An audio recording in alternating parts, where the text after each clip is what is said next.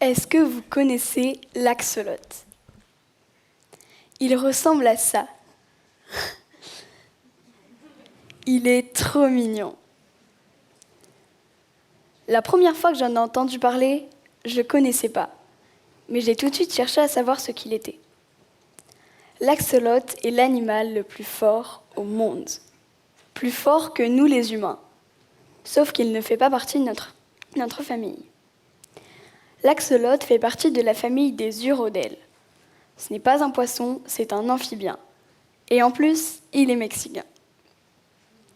Il est en voie de disparition dans son milieu naturel, mais il est très utilisé en tant qu'animal de laboratoire. Alors, pourquoi? L'axolot possède le pouvoir de régénérer ses organes à l'identique des anciens. Si une partie de son corps, comme son cerveau, est détruite, eh bien, il se le répare. Il n'a plus aucune fragilité puisque tout est réparable. J'aimerais bien être réparable moi aussi. Il y a des sourires, des regards, des moqueries qui me fragilisent. Ce que j'entends la plupart du temps à mon sujet, c'est « Madame, je sais tout par-ci, Madame, je sais tout par-là ». Pour les autres, je suis Louve Wikipédia. J'ai sauté une classe, le CM2. J'ai fait le test et j'ai été identifiée enfant précoce. Une force? Pas vraiment. J'y crois pas à ce test. Il ne prend pas en compte l'intelligence émotionnelle, il n'y a pas de notion d'art, de musique. C'est un test incomplet, donc pour moi, il n'est pas valable. Je vais vous donner un exemple comme quoi il ne fonctionne pas. Imaginons que Mozart, à l'époque, ait fait le test. Pas de questions sur la musique, pas de questions sur les émotions, bref. Il aurait eu un tout petit QI, Mozart. Ça lui aurait peut-être brisé ses ailes de s'imaginer si bête. Bon, il n'y a quand même pas que du mauvais dans ce test. Sa force, c'est de m'apprendre à mon âge que je suis différente des autres. Ni plus forte, ni plus fragile, juste différente. Ce test me permet de certifier ma différence. Ma différence, c'est de me mettre en colère pour tout et pour rien. Quand je suis en colère, je suis moi, et l'instant d'après, je suis éjectée de mon corps, et à la place de moi, dans mon corps, il y a un autre moi qui ne me ressemble plus. Je me mets en colère quand les autres me disent que je suis bizarre, que je fais mon intello. Quand on me traite d'intello, la plupart du temps, ce n'est pas un compliment. Je fais bien la différence entre intello et intelligente.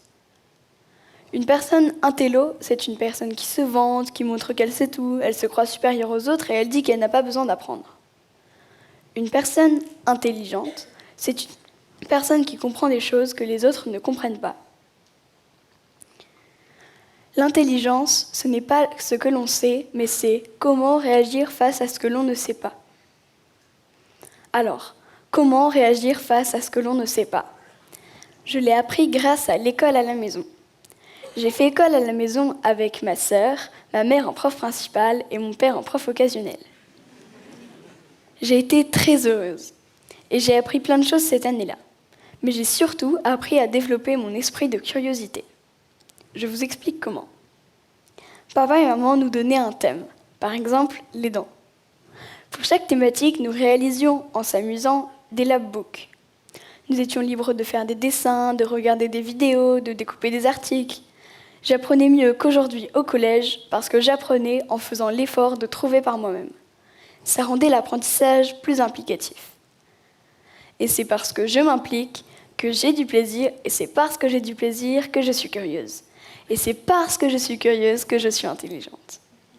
La curiosité, c'est 90% de l'intelligence.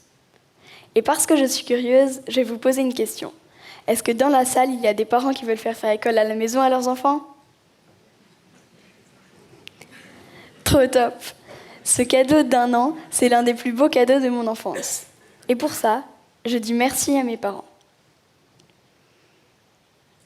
Je préfère vous prévenir que ça va vous demander des efforts et de la curiosité à vous aussi. Je me suis rendu compte qu'il y a curiosité et curiosité, la vraie et la fausse. Je me suis rendu compte grâce à une question qu'on me pose toujours. Pourquoi t'es végétarienne? Ça me saoule qu'on me la pose. Parce qu'en fait, Ceux qui font les curieux ne le sont pas vraiment. Ils se rassurent juste dans leur choix à eux. Pourquoi t'es végétarienne? Évidemment, j'ai droit à presque tous les repas en dehors de la maison. Alors, pour vous éviter de me poser la question en cocktail de regards croisés, je vous explique. C'est venu d'une discussion avec ma meilleure amie, Elina. Nous étions toutes les deux d'accord que nous adorions le goût de la viande, mais nous adorions aussi les animaux. Ça n'avait pas de sens de manger des êtres que nous aimions en vie. Plus le temps passait, plus je me dégoûtais de la perte de vie de ces êtres. J'ai pas envie de porter cette responsabilité, ça me rend triste et ça me dégoûte de moi-même. Ça, c'est l'explication que je donne aux curieux. Les vrais curieux s'intéressent, les faux curieux se moquent. Tu manges un haricot vert si vivant, ou il souffre le haricot vert. Alors, j'explique qu'une plante, ça n'a pas de neurones, que ça ne ressent pas la douleur et que c'est prouvé scientifiquement.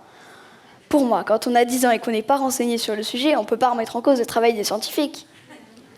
Je me suis documentée, j'ai pas inventé. Mais là, je sais que je dois me taire parce que sinon, je deviens Madame Je sais tout.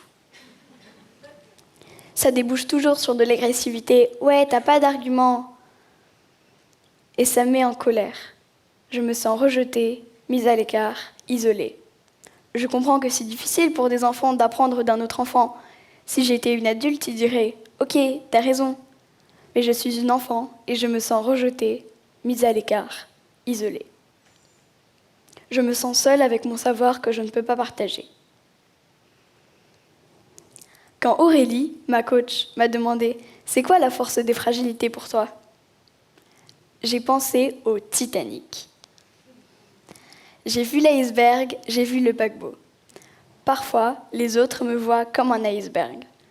Parce qu'un dixième seulement de ce que je suis, de ce que je sais, de ce que je ressens est visible. Je ressens ma profondeur invisible, celle me permettant de comprendre ce que les autres ne comprennent pas. Quand les autres me voient comme un iceberg, je me sens comme un paquebot. Fragile comme le Titanic, je peux me briser. Mais c'est la force de l'iceberg qui révèle la faiblesse du paquebot. J'ai la fragilité d'une enfant, je n'ai pas le pouvoir de l'axolote, je suis une enfant précoce, mais une enfant avant tout, qui aime faire partie d'un groupe, d'une troupe, plus que tout. Merci.